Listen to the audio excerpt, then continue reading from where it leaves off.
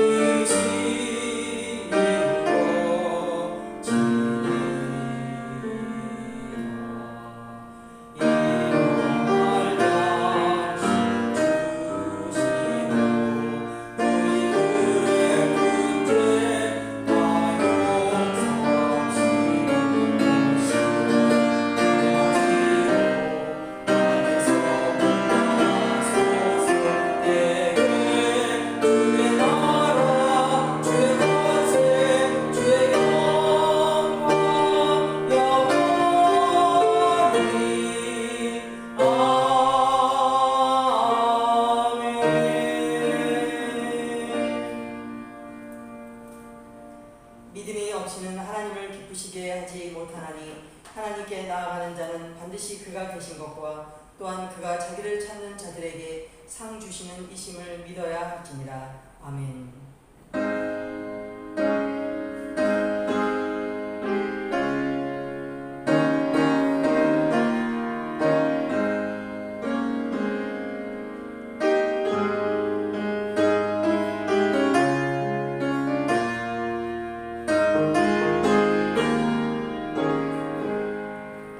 믿는 자들의 피난처가 되시는 하나님, 지난 한 주간도 크신 능력으로 저희들을 붙들어 주시고 진리 가운데 인도해 주신 은혜에 감사를 드립니다. 주님 안에서 평안을 누리며 살던 저희들이 오늘은 거룩한 주일을 맞이하여 성전에 모였습니다. 넓고 안전한 날개를 펴주셔서 오늘 주님 안에서 예배하는 우리 모두가 안식과 기쁨을 누리게 하여 주시옵소서. 들려주시는 말씀을 들을 때에 우리 심령이 기름진 굴술을 먹은 것 같이 참된 만족을 얻게 하여 주시옵소서. 성부 성자 성령의 이름으로 기원하옵나이다. 아멘.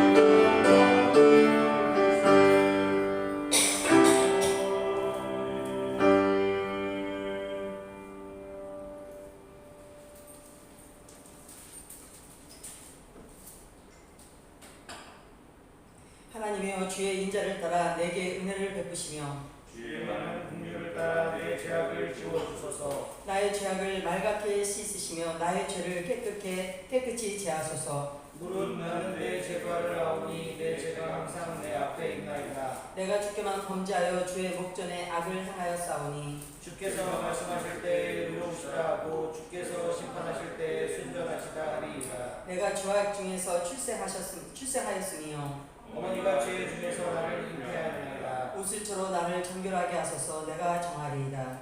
나의 죄를 씻어주소서. 내가 누구나 이리이다. 하나님이여 내 속에 정한 마음을 창조하시고 내 안에 정직한 영을 새롭게 하소서. 아멘.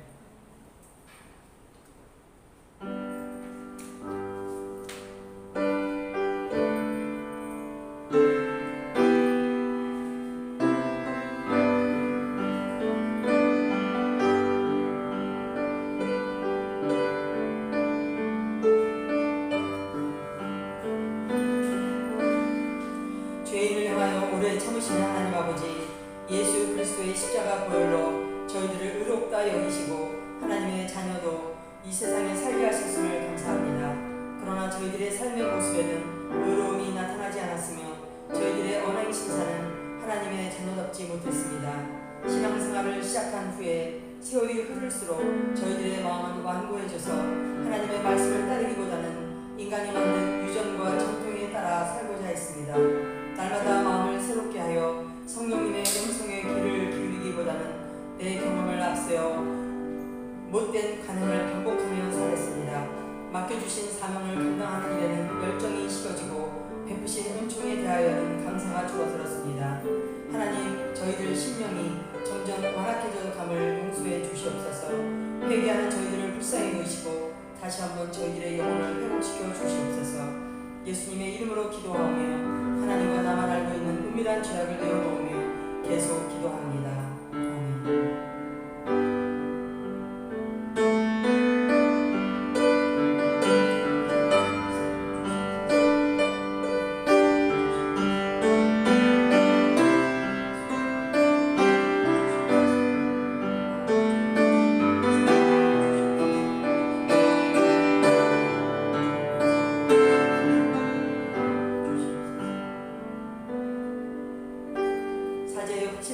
시편 51편 7절 말씀입니다. 하나님께 구하시는 제사는 상한 신령이라. 하나님이여 상하고 통회하는 마음을 주께서 멸시하지 아니하시리이다. 아멘. 사도신경으로 우리의 신앙을 다 함께 고백합니다. 나는 전능하신 아버지 하나님 천지의 창조주를 믿습니다. 나는 그의 유일하신 아들 우리 주 예수 그리스도를 믿습니다.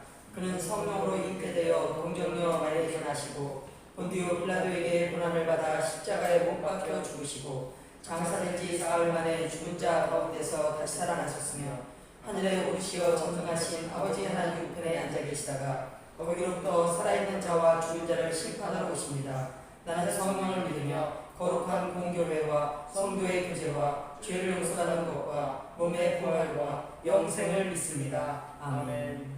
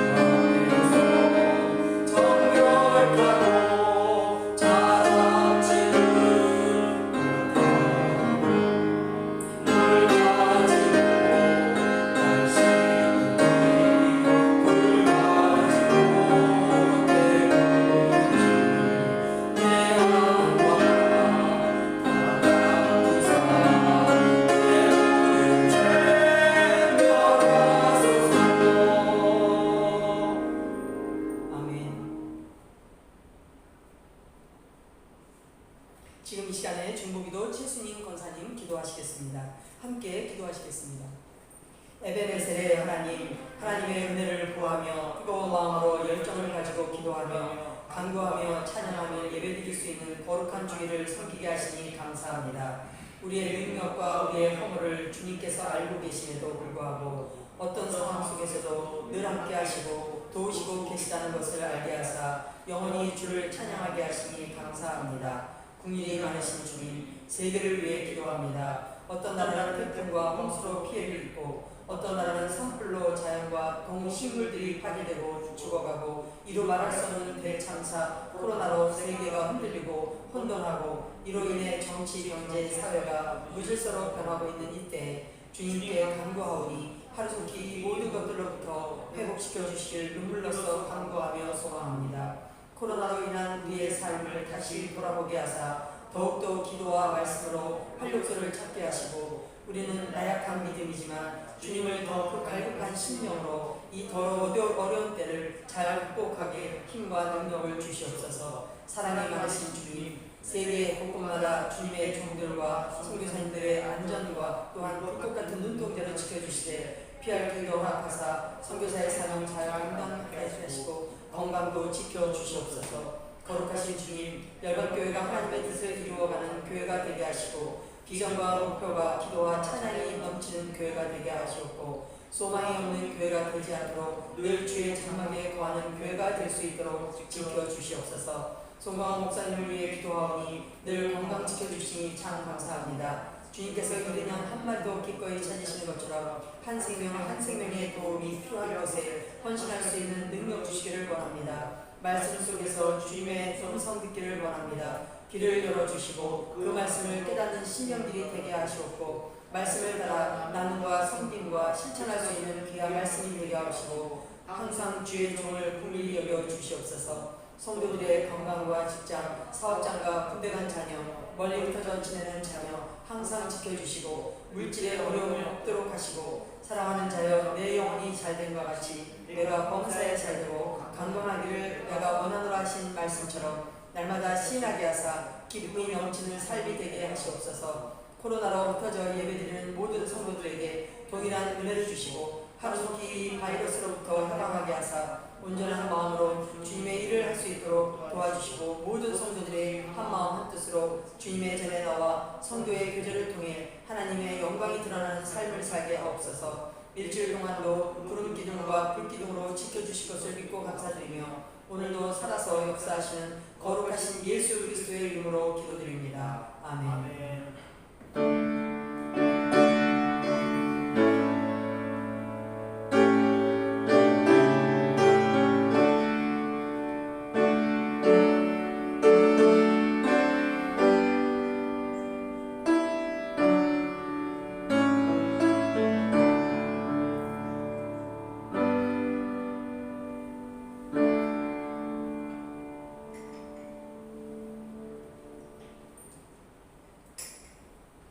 여러분들이 오늘 들으실 찬양은 이 산지를 내게 주소서라는 찬양입니다. 나중에 집에서 들으시기 바랍니다.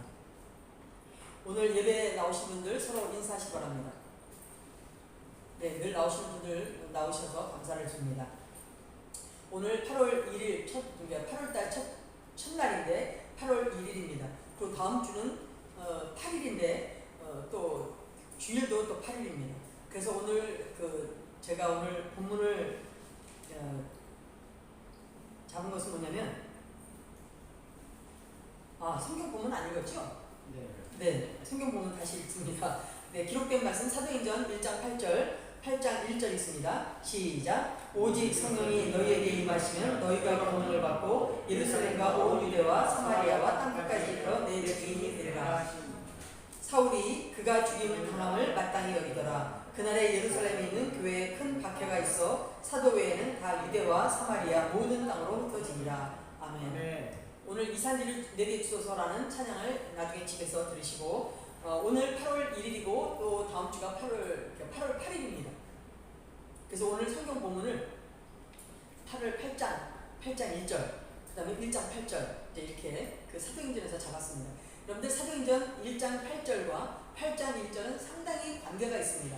너무너무 상관된 본문이기 때문에 여러분들이 오늘 이 사도행전 1장 8절 또 8장 1절 이것에 좀 여러분들이 좀 관심을 갖고 보시는 마음, 보시었으면 좋겠다 하는 마음으로 오늘 성경 본문을 정했습니다.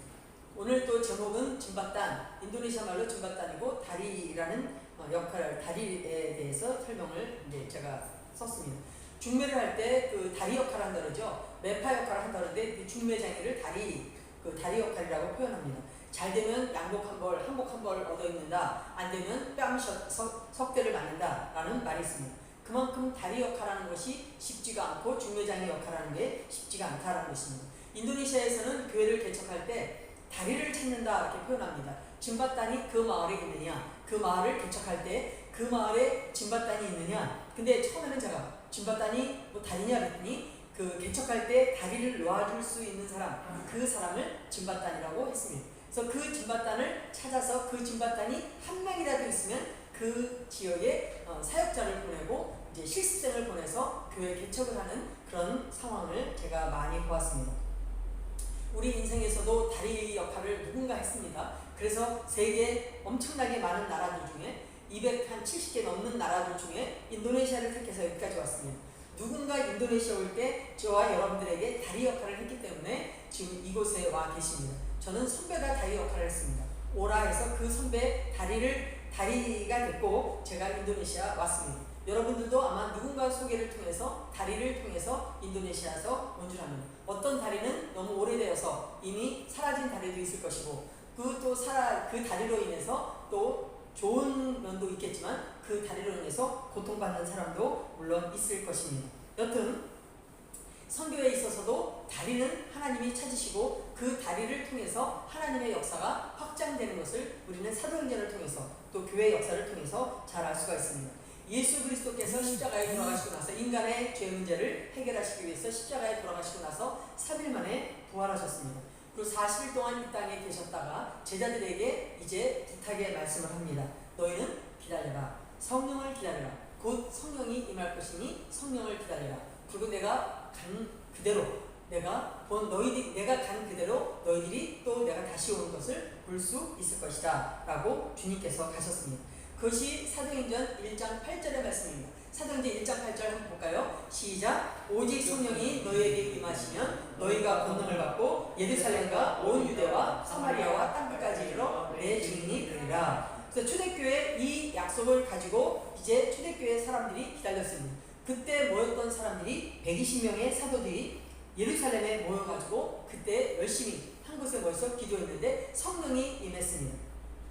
성령이 임한 것이 바로 사도행전 1장이 이 약속이고, 그래서 사도행전 1장 4절에 보면 예루살렘을 떠나지 말고 내게서 들은 바 아버지의 약속을 기다려라. 성부 하나님께서 성령을 보내주실 것이다. 그래서 사도행전 1장 8절에 이제 성령이 임했습니다. 성령이 임한 것이 언제는 2장입니다. 사도행전 2장에 성령이 임했고, 성령이 임하자 제자들이 예전에는 도망다니고 피했던 그 제자들의 상황이 완전히 달라졌습니다. 여러분들 사도행전 2장 성령이 임할 때 다른 말로 방언을 했지요. 능력이 또 임했지요. 불의 혀처럼 성령 충만하고 그 놀라운 역사가 임하자 이제 사도 베드로가 나가서 성문을 지나가다가 이제 안진뱅이 놓고 나사렛 예수를 일어나라 하니까 그 안진뱅이가 일어나서는 기뻐 뛰며 춤을 추는 역사가 또 생겨졌습니다.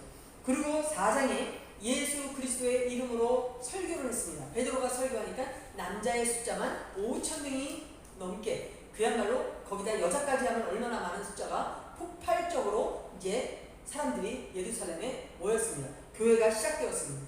그러다 많은 사람들이 이제 헌금을 하게 됐습니다. 구제하고 봉사하고 이런 헌금을 하게 되면서 바나바라는 사람이 이제 4장 마지막에 자기의 땅을 팔아서 헌금하는 장면이 나옵니다. 그러자 그것이 시기 질투가 났는지 서로들 헌금을 하려고 경쟁이 붙다가 사도행전 5장에 아나니아 삽비라가 헌금을 하긴 하는데 이제 좀 남겼습니다. 하나님께 순수하게 드리지 못하고 좀 남기고 다 드렸다고 사도들한테 약간 거짓말했습니다. 조금 거짓말했습니다. 자기네들 생각에는 찌새끼 조금 거짓말했다는데 이 거짓말한 것이 베드로가 성령을 속이느냐 해가지고 눈을 딱 부릅뜨니까 그냥 남편 부인 다 할 것 없이 그냥 그 앞에서 죽어나갔습니다. 사도들 앞에서 죽어나가니까 엄청나게 초대교회가 너무 놀라지 않았겠습니까? 그러다가 이제 교회 돈이 막 쌓이고 막 그러다 보니까 이제 집사들끼리, 소위 말하는 성도들끼리 싸움이 붙기 시작했습니다. 누구는 구제에 빠진다, 누구는 구제에 너무 많이 구제를 받는다. 서로도 싸우니까 사도들이 안 되겠다. 우리는 말씀 전하는 일에만 전념하고 이제 집사들을 통해서 이 모든 헌금을 관리하도록 하게 하자 해가지고 7 집사를 이제 6장에서 뽑게 됩니다. 그 7 집사가 뽑혔고 거기에 뽑힌 스데반 집사가 이제 성령이 충만해서 주의 말씀을 막 확장하고 주의 말씀을 전하고 다니는데 스데반 집사가 너무 똑똑했는지 여튼간에 잡히게 됩니다. 그 사도행전 7장에 보면 스데반 집사의 설교는 이거는 완전 구약 성경을 완전히 핵심만 골라서 했던 설교입니다. 그래서 많은 그 한국에 있는 성도들, 물론 인도네시아 성도들도 사도행전 7장을 암송하는 사람도 있습니다. 물론 시편 1편, 23편 이렇게 암송도 하지만 사도행전 7장을 암송을 통째로 하는 사람들이 많습니다. 왜냐하면 사도행전 7장이 구약성경 요약본이기 때문입니다. 스데반 집사가 완전히 너무너무 똑똑해가지고 제가 볼 땐 사도들보다 더 똑똑한 것 같습니다. 여튼 그 설교를 막 하자 이제 스데반 집사의 설교가 거의 끝나자마자 거기에 가슴이 양심의 가책을 받은 대제사장과 서기관 이런 사람들이 막 돌을 던지며 죽이기까지 이르렀고 거기에 합세한 사람이 누구냐면 사울이라는 사람이었습니다. 사울이 마땅히 저놈은 죽어야 된다 해가지고 합세를 하고 완전히 살기가 등등해가지고 이제는 예수 믿는 사람들을 찾아서 이제는 죽이자 해가지고 완전히 대제사장들한테 서류를 받아가 체포 영장을 받아가지고 이제 사울이라는 사람이 이제 죽이러 한마디로 잡으러 예수 믿는 사람들을 잡으러 출발하게 됩니다. 그러자 그때 많은 사람들이 막 흩어지게 됩니다. 사도행전 8장 1절 한번 볼까요? 아까는 사도행전 1장 8절이었으면 8장 1절 읽습니다. 시작. 사울이 그가 죽임 당함을 마땅히 여기더라. 그날에 예루살렘에 있는 교회에 큰 박해가 있어 사도 외에는 다 유대와 사마리아 모든 땅으로 흩어지리라. 성령 받아서 너무너무 예루살렘에서 재밌게 지내지 않았습니까? 너무너무 재밌게 지내다가 복음을 전하라고 사마리아와 예루살렘과 유대와 예루살렘과 사마리아 땅끝까지 복음을 전하라. 사도행전 1장 8절에 말씀했는데 8장 올 때까지 그러면 7장인 스데반 집사가 죽을 때까지 사도들과 많은 120만 명들이 흩어지질 않았습니다. 그냥 다 예루살렘에 모여 있었습니다. 그것을 하나님께서 이제 안 되겠다 해서 흩으셨습니다. 이제 박해를 통해서 흩으셨는데 그 박해에 흩어진 그 몽댕이를 들었던 사람이 바로 사울이란 사람이었다라는 것입니다. 이제 예전에는 이제 자기네들이 그 도망치는 사원이 아니라 완전히 모여서 예루살렘에서 너무너무 재밌게 지내다가 이제 그 권세와 능력을 가지고 지냈던 사도들이 박해가 나니까 전 지역으로 흩어지게 되었습니다. 여기에 보니까 유대와 사마리아와 땅끝까지 전해졌다는데 그 땅끝이 어디냐면 여러분들 그 근처에 이제 예루살렘 근처에 어느 나라에는 시리아가 있었습니다. 근데 시리아가 있었고 그 다음에 레바논이 있었고 그 옆에 터키가 있었습니다. 그래서 터키에 7교회가 있는 거 여러분 잘 아시지 않습니까? 그래서 그 지역으로 쫙 흩어지면서 주의 복음을 증거하게 되었다라는 것입니다. 그래서 그 핍박받는 사람들 중에 많은 사람들이 디아스포라들이 꽤 있었습니다. 이미 성령 받은 자들이고 이미 예수 그리스도의 복음을 믿은 자, 그 다음에 성령 받은 자 이 사람들 가운데 많은 사람들이 전 지역에 흩어지게 되었습니다. 그리고 성령을 받은 자들이니 마음이 뜨거워서 견딜 수가 없어 주의 복음을 가는 곳곳마다 증거하기 시작했습니다. 그런데 그 증거하기 시작했던 그 사람들 중에 한 명, 굉장히 우리들을 기억에 남는 사람이 누구냐면 구레네 시몬이라고 여러분들은 기억하실 것입니다. 예수님이 십자가에 못 박혀 돌아가시기 바로 전 십자가를 지고 골고다 언덕을 올라갈 때 주님께서 너무 힘이 없어 자꾸 쓰러지니까 그때 로마 병졸이 구레네 시몬을 딱 지적해서는 당신이 대신 져라. 그래서 그 십자가를 대신 지고 올라갔던 사람이 하나 있는데 그 사람이 구레네 시몬이었다라는 것입니다. 그 시몬이라는 사람, 이 사람이 디아스포라 중에 굉장히 아주 훌륭한 사람인데 이 사람을 하나님께서 어떻게 사용했겠느냐라는 것입니다. 근데 그 사람들 이제 그 예루살렘에 흩어진 사람들, 그러니까 예루살렘에 있었던 그 초대교회 때 성령 받고 있었던 모든 사람이 같이 있었다가 그때 이제 핍박을 받으면서 많이 흩어지게 되었는데 그때 흩어지면서 이제 구레네 시몬도 흩어지면서 떠난 곳이 바로 안디옥이었습니다. 안디옥은 지금 여러분들 터키 지역입니다. 근데 그 역사적인 그 안디옥에 이제 구레네 시몬이 교회를 개척하고 이후에 바나바가 이제 담임 목사를 하고 그 이후에 사도 바울 선생님이 또 담임 목사를 합니다. 그리고 그 안디옥 교회를 교회를 기준으로 해가지고 로마 지역의 복음화가 확장되는데 안디옥 교회가 사용되는 것입니다. 그런데 안디옥 교회를 개척했던 첫 사람, 이 사람이 여러분들 기억하시는 바로 구레네 시몬이었다라는 것입니다.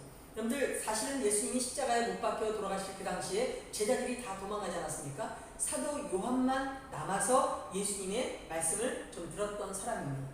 그런데 엘리 라마 사막다니 다 이루었다. 마지막 실언까지 들었던 사람이 누구냐면 이 구레네 시몬이었습니다. 십자가를 지고 끝까지 갔기 때문에 이 구레네 시몬이 예수님의 그 소리를 들었기 때문에 얼마나 감격적이고 얼마나 기가 막힌 그 경험한 사람이었겠느냐라는 것입니다.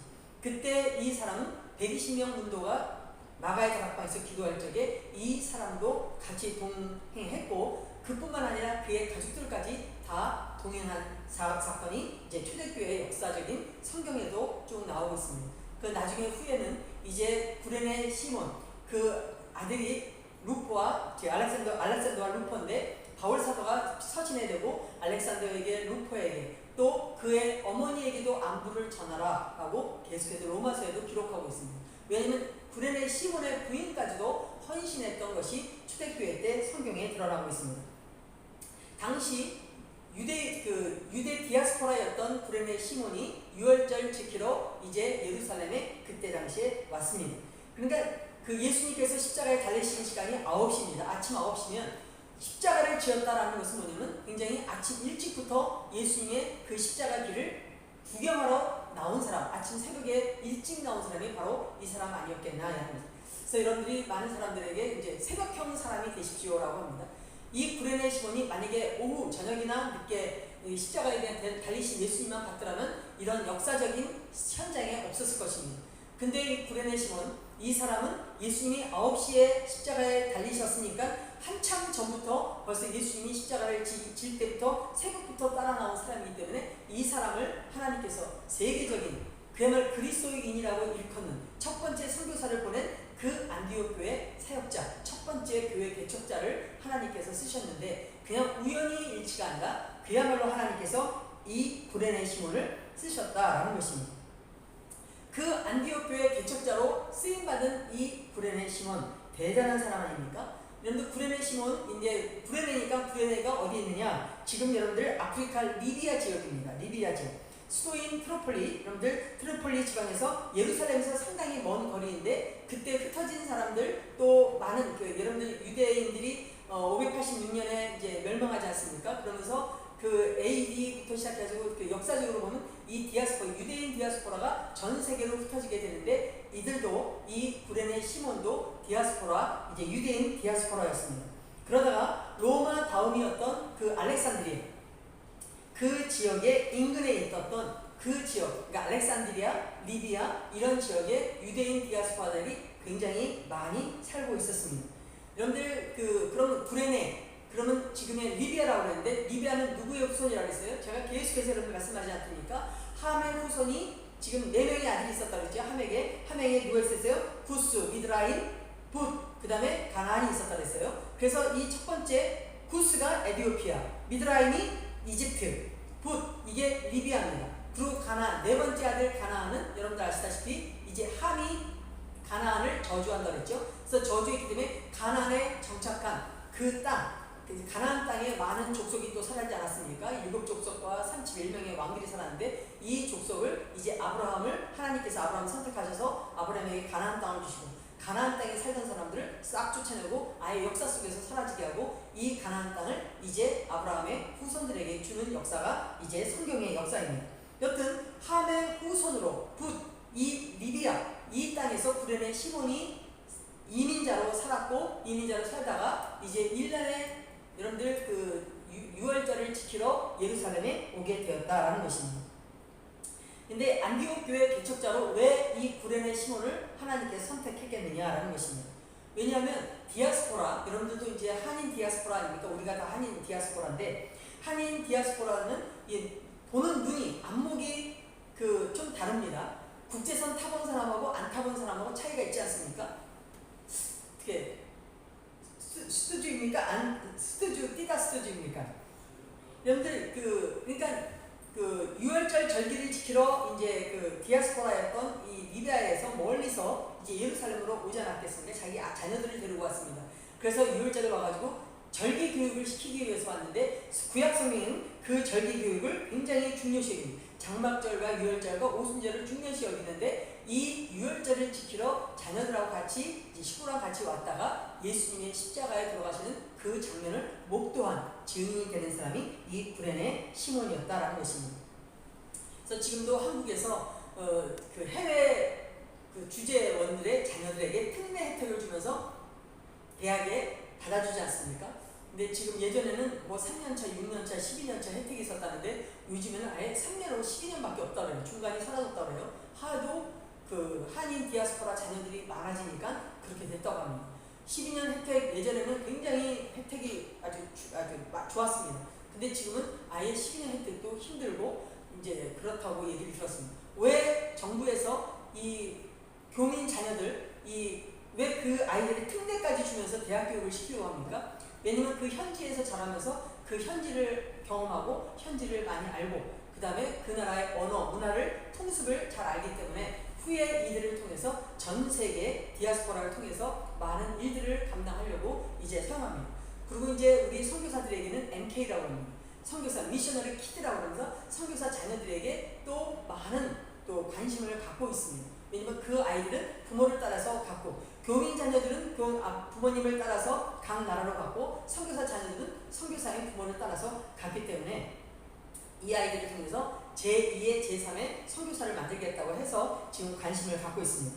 여튼 타 문화권에 자란 이 아이들 관심을 갖듯이 이 구레네 시몬도 자기 아이들을 데리고 절기 교육을 시키러 예루살렘에 갔다가 이 기가 막힌 장면을 경험하게 되고 아버지가 십자가를 지고 따라갔던 그 모습, 남편이 지고 따라갔던 그 모습, 그것을 보고 초대교회 그렇게 헌신자가 된 사건이 나왔다는 것입니다. 우리는 인생이 우연이다 라는데 우리의 인생은 우연이 아니다. 왜냐하면 하나님께서 이 모든 것을 경험케 하셨다. 왜냐하면 이 모든 것이 지나간 다음에는 우리가 이런 교법이랍니다. 한번 성경 볼까요? 네, 에레미야서 10장 23절 그 잠언 16장 9절 있습니다. 에레미야서 10장 23절 다 같이 읽습니다. 시작. 여호와여 내가 알거니와 사람의 길이 자신에게 있지 아니하니 걸음을 지도하니 걷는 자에게 있지 아니합니다. 잠언 16장 9절입니다. 사람이 마음에 자기 길을 계획하나 주께서 그의 걸음을 인도하십니다. 내가 인도하고 내가 갔던 그 길이 내가 주관하면서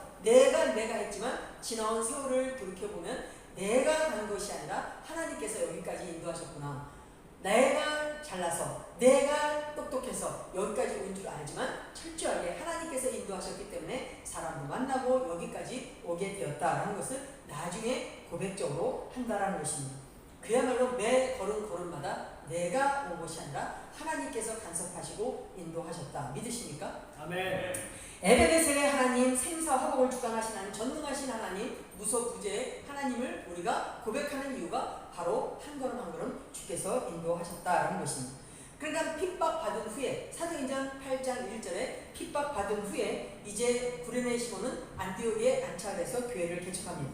그리고 거기에 수많은 이방인들의 주의 복음을 전했습니다. 예수 그리스도에 대한 복음, 예수 그리스도에 대한 기쁨의 소식을 막 전하자 거기에 살던 수많은 이방인들이 예수 그리스도의 말씀을 듣고 예수님을 따르고 예수님을 믿겠다고 교회에 모이기 시작했습니다.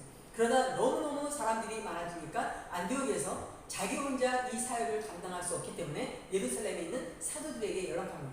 그때 예루살렘에 있는 사도들 많은 중에 많은 자들이 다 흩어졌습니다. 도마는 저 인디아로 가고 뭐 여러 가지 흩어졌는데 그때 예루살렘에서 자리 잡고 있었던 사람이 누구였냐면 요한하고 베드로였습니다. 그 다음에 야고보였습니다. 그러니까 야고보 사도는 예수님의 이제 그 동생. 그러니까 베드로가 야고보가 이제 주도권을 잡고 있을 그 당시였습니다. 그랬을 때 이제 의논했습니다. 안디옥에서 이런 연락이 왔다. 사람들이 너무 많아져가지고 지금 사람을 보내달라는데 누구를 보낼까? 우리 사도들 중에 갈 사람은 없는 것 같고 누구를 보낼까? 그때 처음 이제 뽑힌 사람이 바나바였다라는 것입니다. 바나바를 보냅시다. 그런데 바나바는 사도들보다 더 많은 권세를 가지고 있었습니다.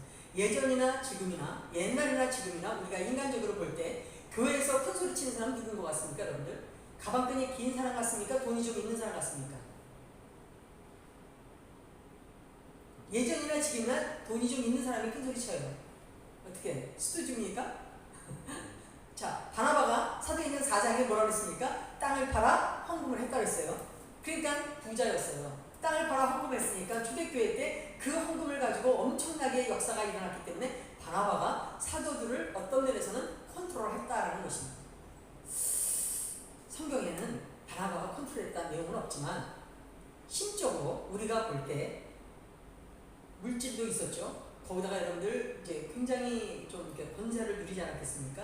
그러다 보니까 사도들이 볼 때는 심적으로 부담되는 사람이었어요. 무신을 하지 못하겠고, 그러니까 우리가 바나바를 보냅시다. 당신이 믿음도 충만하고 성령 충만하니까 당신이 가십시오. 그러니까 바나바도 좀 알았는지 뭐 알았다 가겠다 이렇게 됐습니다. 그래서 바나바가 초대교회에 이제 가게 됩니다. 그러면서 가면서 내가 혼자 갈 생각은 없고 거기 이방인들이 많은데 그 이방인들이 많은 그 지역에 그 터키 지역 그리스 그 터키 그 지역 그리스와 터키 그 지역은 엄청나게 우상숭배를 많이 하는 사람들 아닙니까? 내 실력으로는 좀 안 될 것 같은데 좀 사람 하나를 청구하겠다. 그 사람을 좀 데려갔으면 좋겠다. 누구? 사울이라는 사람인데 지금 그 사람이 저 고향에 가 있다. 그 사람을 좀 데려갔으면 좋겠다 하니까 사도들이 마음에 안 들어요. 사울이라는 사람을 데려가는 것 자체가 마음에 안 들지만 바나바가 청구를 하니까 무신을 하지 못하겠고 알았다 해서 바울을 데려가게 한다는 것입니다. 그러면 이 바나바는 사울에 대해서 어떻게 알게 되었겠느냐라는 것입니다. 근데 사울이 사도행전 9장에 보면 사울이 이제 예수님을 직접 만나지 않습니까? 그때 고꾸라져가지고 3일 동안 눈을 못 뜹니다. 그때 하나님께서 아나니아에게 나타나셔가지고 아나니아야 내 종 이방인을 위한 사도를 시킬 사람이 있다. 그 사람이 지금 저기서 지금 칩거하고 있으니까 거기 가서 안수를 해서 눈을 좀 뜨게 해라. 아나니아가 처음에는 아우 나 그 부담스러워요. 그 사람이 예수 믿는 사람들 잡아서 죽이려고 지금 이 체포영장 가지고 다니는 그 사람인데 자기 부담스럽으니까 그러지 말아라. 그 사람은 내 이방인을 위해서 내가 택한 그릇이다. 가라. 그래서 아나니아가 가서 안수하고 눈이 열리고 그래서 이제 이 사도 바울은 아나니아 그 아라비아 광야로 가서 3년간 있다가 이제 고향으로 갑니다. 자기의 고향 다소에 가서 7년 동안 칩거를 했어요. 그러니까 핍박이 나서 터진 게 AD 35년이라면 지금 이 사도행전에서 나타난 안디옥 교회 이제 바나바가 갈 때쯤은 45년이었습니다. AD 45년. 그러니까 상당히 부담스럽지만 그래도 바울을 데려가겠다. 이 바울이라는 사람을 어디서 들었냐? 아나니아한테 이방인의 그릇으로 택한 사람이랍니다. 근데 지금 저 다소에서 지금 칩거하고 있습니다. 아무 일도 안 하고 지금 저러고 있습니다. 근데 지난번에 제가 말씀드리지 않았습니까? 고향에서도 대접 공받고 고향에서는 유대교 사람들한테 지금 배신자라고 지금 손찌검을 이렇게 손가락질 당하고 있고 그렇다고 교회가 그 사람을 맞이하는 것도 아니고 그런 상황에서 지금 고향에서 칩거하고 있는 그 사도 바울을 이 바나바가 기억을 했습니다. 그리고 데려가겠다고 합니다. 그러니까 알았다. 여튼간에 당신이 청구하니까 당신이 알아서 데려가라. 그리고 이제 아나니아를 데리고 갑니다. 왜냐하면 여러분들 그 사도 바울 이 사람이 지금 이 아나니아를 사도 바울이 지금 바나바를 굉장히 존경하게 됐는데 초대교회 때 이 자리를 깔아준 사람, 일할 수 있도록 이렇게 다리 역할을 해준 사람이 이 아나니아 바나바였다라는 것입니다. 중매장이가 바나바였다라는 것입니다. 왜냐하면 바나바는 사도 바울이 일할 수 있도록 최고의 일을 할 수 있도록 길을 열어준 사람이다라는 것입니다. 그리고 기초를 열어준 사람이었다라는 것입니다. 그 사람이 이제 사역자로 안디옥에 가자 하니까 사도 바울이 따라 나서게 된다라는 것입니다. 근데 가서 사도 바울이 사울이죠. 그때 당시 사울이 안디옥 교회 가서 이방인들이 많으니까 얼마나 사도 누굽니까? 사울이 지식이 많습니까? 똑똑하고. 그러니까 그 사람이 막 복음을 막 전하게 됐습니다. 이방인 사람들이 막 완전히 막 사도 바울의 말을 듣고는 막 예수 그리스도를 더 완벽하게 구약과 신약, 구약과 예수님의 말씀을 들으면서 계속해서 헌신자들이 많이 나오게 됐습니다. 그때 구레네 시몬이 가만 보니까 그냥 여기 안디옥에만 있어서는 안 되겠습니다. 당신들 이제 선교사로 안수해서 보낼 테니까 다른 지역에도 좀 가십시오. 그럼 다른 지역 어디를 갈까? 그러니까 바나바가 우리 고향 쪽에 구브로로 좀 가자. 우리 고향. 그래서 1차 여행지가 구브로 바나바의 고향 지역입니다. 그래서 그쪽으로 갑시다. 그래서 아 그래요? 그럼 갑시다. 그래가지고 간 게 그게 신지 여러분들 시리아 쪽입니다. 그래서 그쪽으로 가면서 1차 여행을 하게 되었다라는 것입니다. 그러니까 선교사로 임명을 받은 것이 사울과 이제 바나바가 안디옥교에서 임명을 받고 그 임명받고 1차 여행 떠난 데는 선교 여행 떠나면 뭐가 중요합니까? 선교하면 뭐가 중요한데요? 뭐가 중요합니까? 선교하면 여러분들 뭐니가 뭐니다. 선교하면서 선교운동 맨날 하라고 그러지 않습니까? 아, 교회에서 맨날 돈만 내래 돈만 내는 게 선교운동 하라는 이유가 뭐냐면 자 보세요. 사울하고 이제 바나바가 이제 여행을 떠났어요. 구레네로 이제 그 구레네 시몬이 이제 안디옥 교회에서 당신들 떠나십시오. 선교사로 나가십시오. 그래서 선교사로 내보냈다고 했어요. 금식하며 기도하면서 내보냈어요. 선교사로 딱 두 사람을 내보내면서 이제 구브로로 가게 되었는데 그때 갈 때 맨손으로 갔냐고요. 가서 먹어야 되잖아요. 여행 가면 차비를 써야죠. 교통비 써야죠. 숙박비를 써야죠. 먹어야죠. 이 모든 경비를 누가 냈습니까? 구레네 시몬 안디옥 교회가 이것을 감당했다라는 것입니다. 그래서 1차 여행 때 이것을 경비를 도와준 사람이 바로 구레네 시몬 안디옥 교회가 이것을 감당을 했습니다. 그리고 사도 바울 선생이 나중에 2차, 3차, 4차 계속 선교여행 다닐 때는 빌립보 교회가 그것을 감당했고 또 선교팀이 감당했고 이런 것을 통해서 선교가 계속 다니게 되었다는 것입니다. 그러니까 구레네 시몬은 선교의 다리의 역할을 한 사람이 누구냐? 선교의 다리 역할을 한 구레네 시몬이었다는 것입니다. 사도 바울이 또 기독교계에 들어와서 일할 수 있도록 다리를 놔준 사람이 누구냐면 또 바나바였다는 것입니다. 이 다리 역할이 얼마나 중요한지 모른다는 것입니다. 근데 바나바가 이방 지역 선교를 하면서 막 다니다 보니까 바나바가 딱 보니까 이 사울이 보통 사람이 아닌 거예요. 너무 똑똑하고 너무 복음을 잘 전하는 거예요. 그래서 리더십을 넘겨줍니다. 아 이제부터 당신이 리더하십시오. 그래서 바울 사도는 얼떨결에 자기가 이제 리더십을 받게 되면서 이제 주도권을 가지고 이방 선교를 하게 되었다라는 것입니다.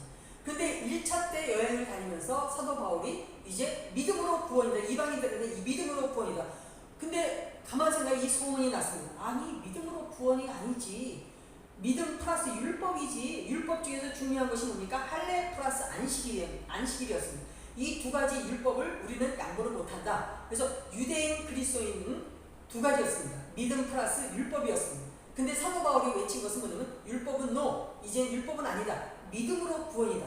그러니까 바울의 신학이 바로 은혜로 믿음으로 구원인데 이것하고 사도들하고 부딪힘이 있었습니다. 아니 저거 이상한 이론 아닌가?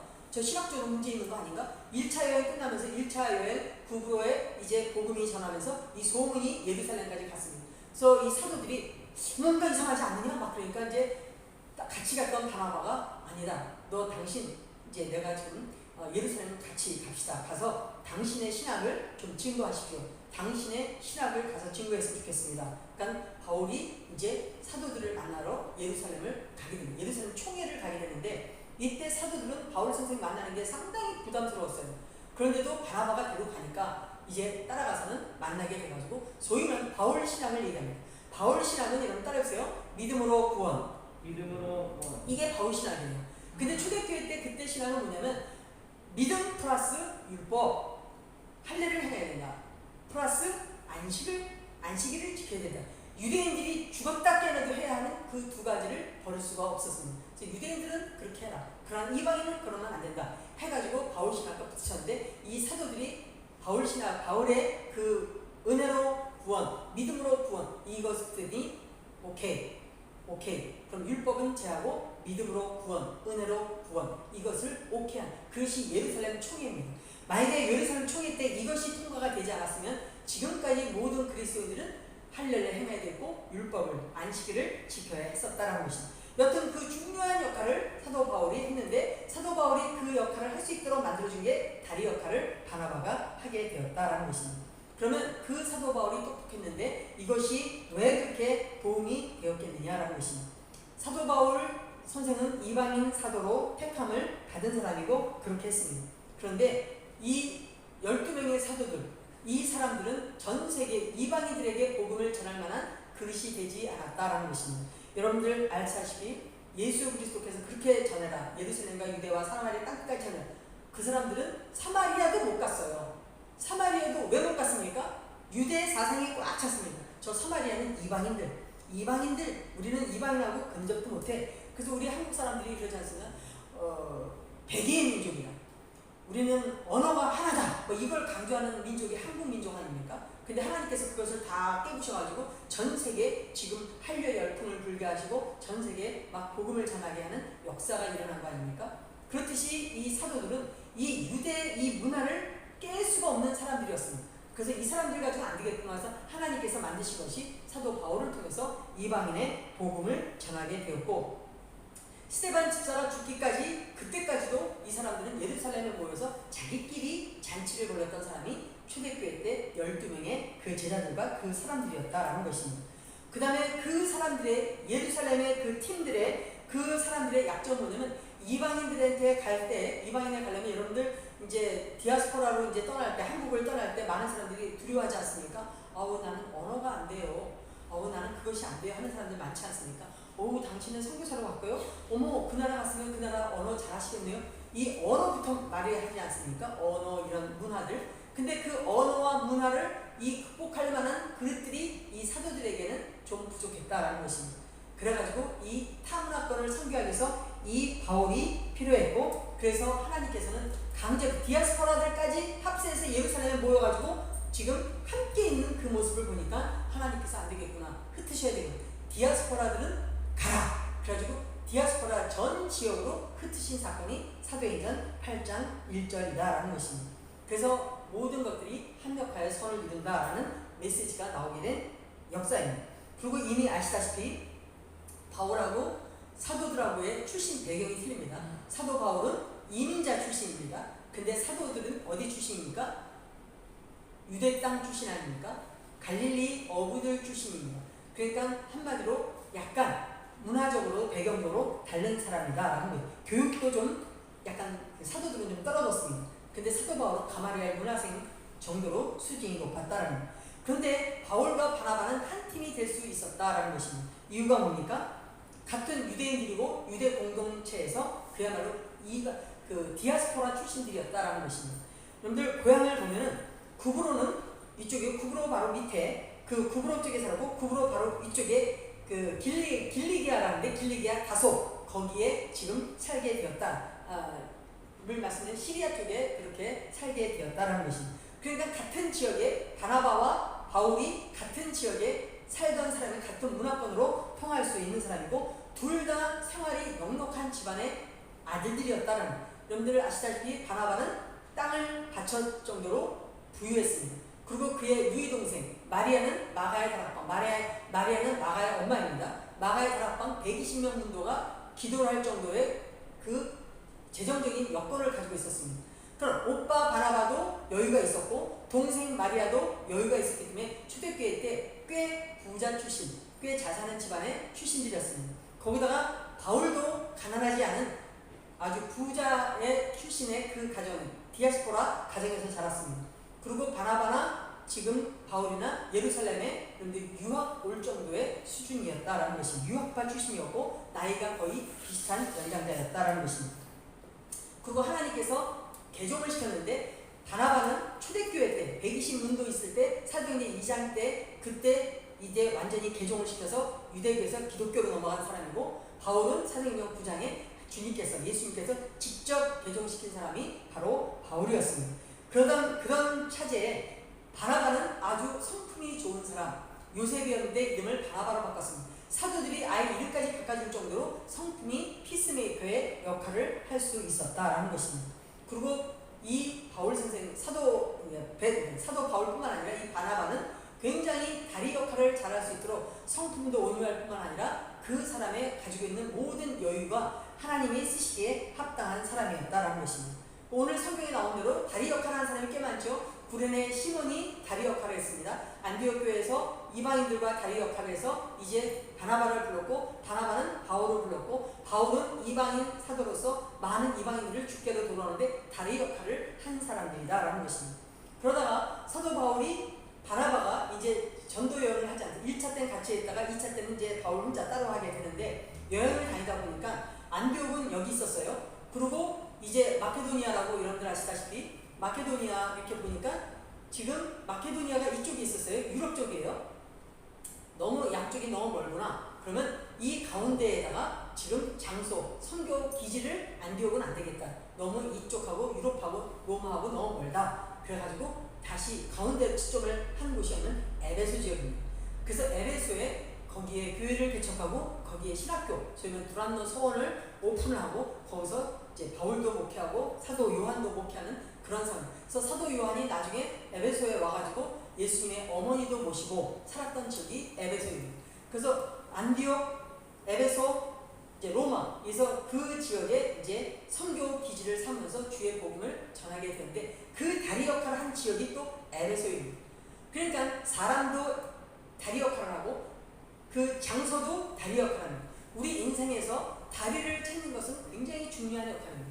다리. 나의 다리는 누가 될 것입니다. 내가 이 사역을 할 때, 이 사업할 때 그 소개시켜줘서 사람들 만나지 않습니까? 이 다리 역할을 누가 할 것이냐라고 묻지 않습니까? 지금 우리 인생에 다리는 굉장히 많이 있습니다.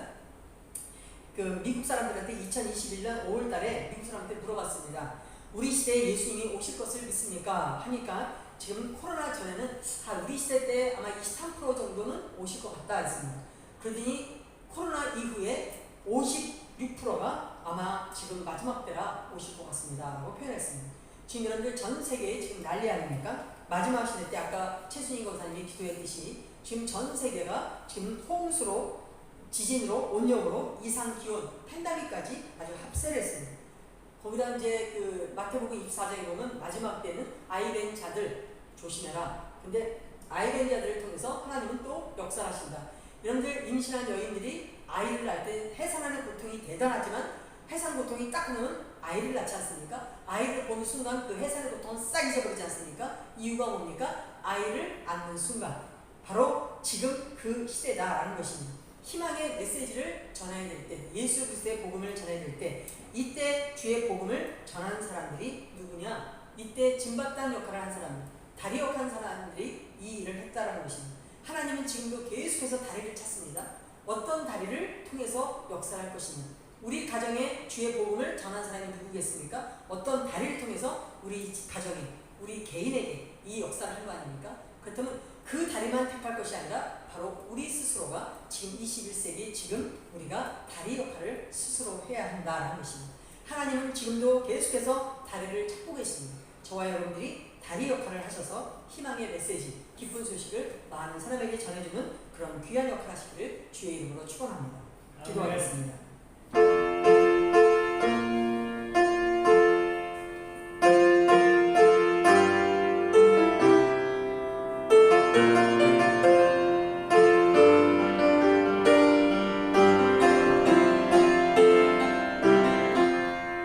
하나님, 저희를 가족 구원, 민족 구원, 세계 선교의 다리로 사용해 주시옵소서.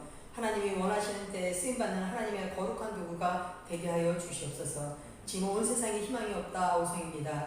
예수 그리스도의 이름의 능력과 권능을 저희들에게 주셨사오니 담대하게 살아갈 수 있도록 은혜 베풀어 주시고 이 기쁜 소식을 증거하는 귀하고 복된 다리가 될 수 있도록 축복해 주시옵소서. 감사드립니다. 예수 그리스도의 이름으로 기도드리옵나이다. 아멘.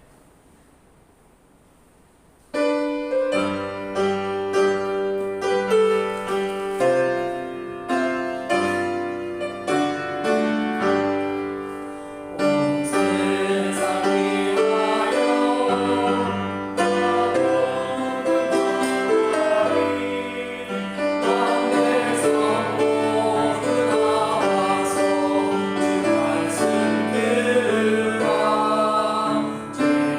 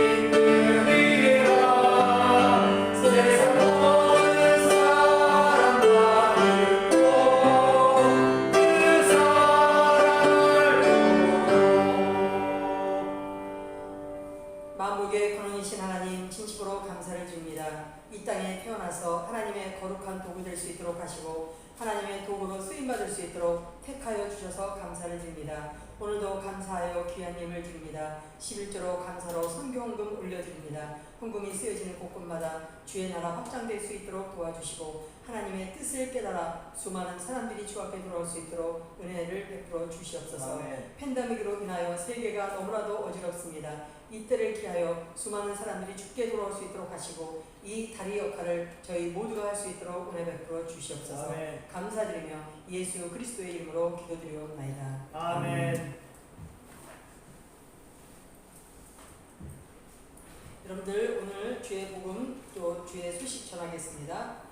8월달 이제 그 한 달 동안 또 봉사하실 분 여러분 있으니까 봉사하시고요. 빼빼까엠이 지금 8월 2일 내일까지 진행이 되고 있습니다. 세미라고 하는데 여튼간에 조심하시기 바랍니다. 우리 교회 직원들 3명은 지금 다 백신 2차까지 아스트라제네카로 다 마쳤습니다. 여튼 늘 조심하시기 바랍니다.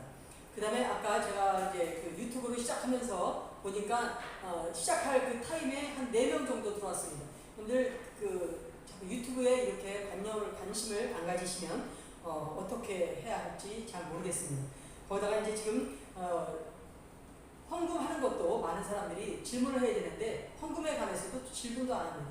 헌금을 지금 작년 3월달부터 그러니까 작년 3월달부터 이제 팬데믹이 와가지고 지금까지 은행 부자를 드리진 않았습니다. 그런데도 불구하고 아무런 소식도 없이 지금 가만히 계신 분들 지금 다시 한번 체크를 해주시고 하여튼 저한테 소식을 좀 주시기 바랍니다.